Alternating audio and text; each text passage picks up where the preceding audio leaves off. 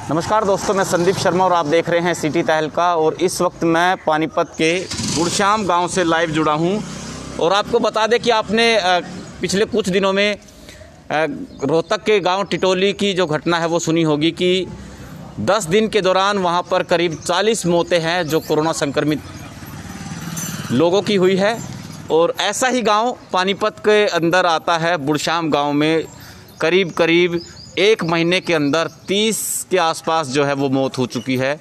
और पूरी तरह से इस गांव को कोरोना ने अपनी आगोश में ले लिया है। करीब ये बताया जा रहा है कि 30 से 35% जो लोग हैं वो कोरोना संक्रमित पाए जा रहे हैं। और 3 दिन से यहाँ पर जो टेस्टिंग है वो हो रही है। और जिसको देखते हुए यहाँ पर 3 दिन से लगातार जो टेस्टिंग की जा रही है उसमें से 35 से 40% जो लोग हैं वो लोग संक्रमित पाए जा रहे हैं। यहाँ पे गुड़श्याम गांव में हम कुछ लोगों से जानेंगे कि भी कैसे हालात हैं यहाँ के और किस तरह से देखते हैं। क्या नाम है आपका? राहुल है जी। राहुल। लोग यहाँ पर बता रहे हैं कि काफ़ी लोग हैं जो डेथ हो चुकी है उन लोगों की। देखिए संदीप भाई, सबसे पहले तो आपका स्वागत करते हैं गांव में पहुंचने पर। आपसे आशा करते हैं कि आप हमारी आवाज़ को ऊपर सीएमओ तक, स्वास्थ्य मंत्रालय तक पहुंचाओगे। आज मेरे गांव के हालात कोरोना का देखते हुए दिन पर दिन बद से बदतर होते जा रहे हैं। संक्रमण इतना फैल रहा कि हर तीसरे घर में पॉजिटिव केस हमें मिल रहा है। टेस्टिंग लगातार चल रही है। कल भी 200 टेस्ट हुए थे जिसमें से 50 कोरोना संक्रमित पाए गए।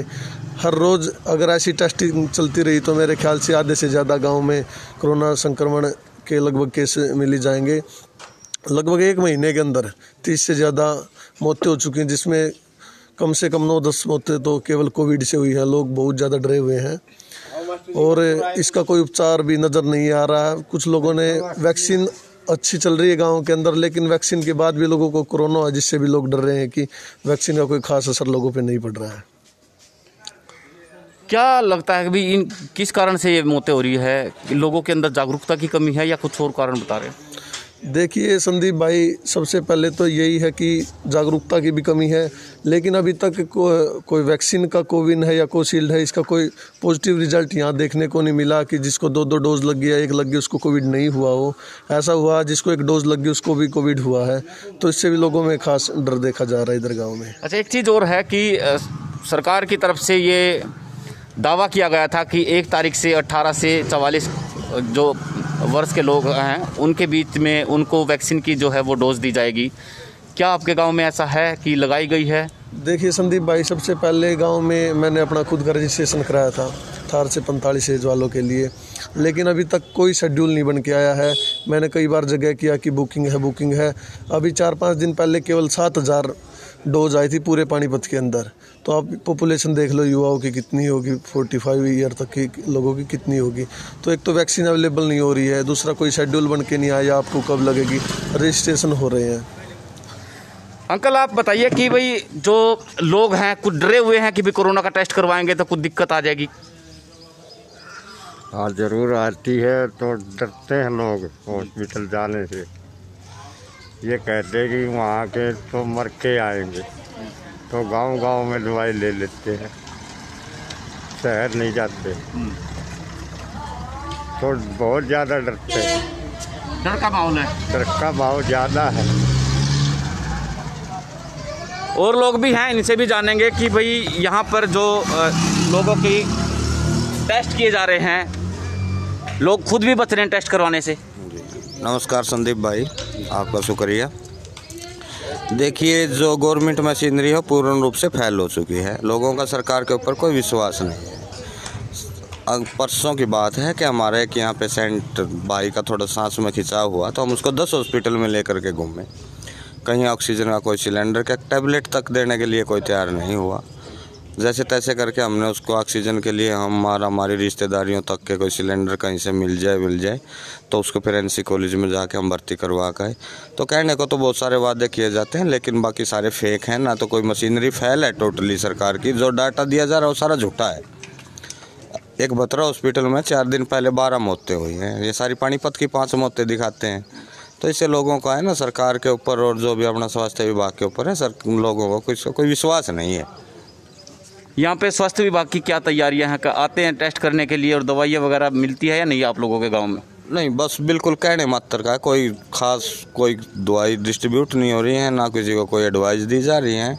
बाकी सब झूठा ढकोसलेबाजी है, सभी अपना होम क्वारंटाइन हो रहे हैं, जिसको थोड़ा बहुत होता है अपने रूम्स में है, बाकी बड़ा ध्यान रख रहे हैं। ऐसी कोई बात नहीं है, जागरूक हैं लोग, अपना खुद ही ध्यान रख रहे हैं और बाकी सरकार की तरफ से कोई खास वो नहीं है। लोग भी खुद डर रहे हैं कि भाई अगर जो टेस्ट करवाएंगे तो हमें हमारी अगर जो रिपोर्ट पॉजिटिव आती है तो हॉस्पिटल के हालात ठीक नहीं है, उसको देखते हुए कुछ खुद नहीं करवाना चाह रहे टेस्ट। नहीं, ऐसी बात नहीं है। जो लोग एजुकेटेड हैं वो तो खुद ही जाके करवाते हैं। अप्रोक्सीमेटली 200 कल भी हुए थे, तो जोर जबरदस्ती तो है नहीं किसी पे।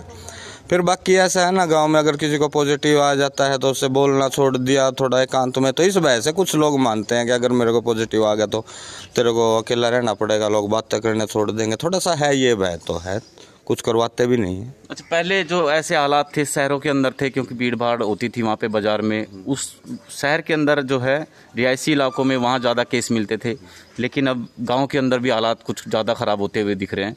और अगर जो ऐसे ही चलता रहा तो बुरा हाल हो जाएगा, बद से बदतर हो जाएगी हालात। और काबू है जो वो सरकार के लिए भी है, बेकाबू होंगे, और क्योंकि अभी भी इनसे संभल नहीं पा रही तो आगे कैसे वो देखेंगे। देखिए, मेरे गांव का 70% आदमी अपनी रोजी रोटी को मारने के लिए शहर जाता है, किसी न किसी रूप में, चाहे वो फैक्ट्री में जाता है या किसी अपने काम धंधे के रूप में जाता है, तो शहर से वो टच है। और अगर शहर से टच नहीं रहेगा तो भूखा मर जाएगा, तो इसलिए वहाँ जाना भी ज़रूरी है। तो वहाँ से तो आया है संक्रमण, देखो गांव में नहीं था तो आता तो शहर से ही है, तो उसके बावजूद ये धीरे धीरे फैला है।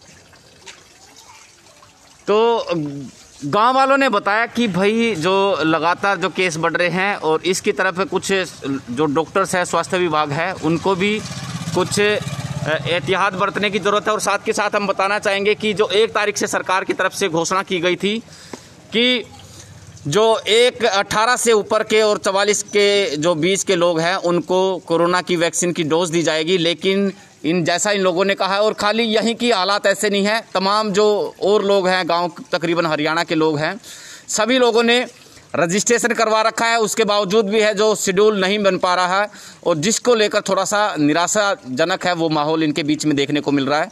और तमाम खबरों के लिए आप बने रहें सिटी तहलका के साथ। अब तक के लिए नमस्कार, जय हिंद, जय भारत।